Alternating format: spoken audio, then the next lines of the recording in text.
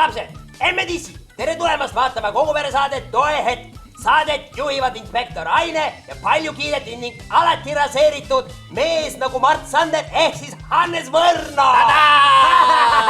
Mis asi sul käes on? See on värskelt lastud hirve bensoon. No söö siis jumal küll ära. Vabalt, aga ega ma mingi pervert ei ole.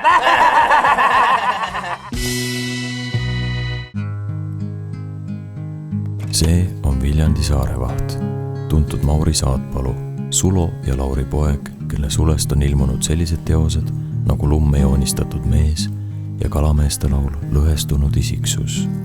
Muuseas, see siin ei ole uriin, vaid puhas Lotte limonaad, mille Mauri eile salaja oma naise ja laste eest ära jõi. Saarevaht Mauri paneb oma limonaadised jalad saabastesse ja läheb metsa, et langetada puu. Kuid otsuse tegemine on raske, sest kohal on kõik vanad tuttavad.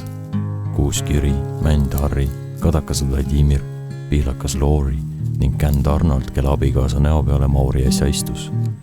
Milline puu siis maha võtta, mõtiskleb mees, leiutades samaaegselt ühenoodilise eurolaulu, mida juba mõne kuu pärast saadab ülemaailmne edu.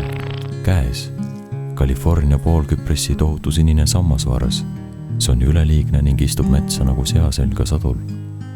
Aeg lõikuseks on küps. Mauri läheb koju ning toob mootorsae, millega on saaginud ka sellised kuulsad nimed nagu Reiko Saar, Zuckermann ja Vladislavlev, Sander ja Surva, Steinfeld ja mesilane teine Arnold ning paljud teisedki mesilased. Täna ei saanudki tööd teha, saagi läinud käima. Järgmises episoodis Saarevaht Mauri friigib totaalselt ära, sest Viljandit külastab röövpüüdja tätte.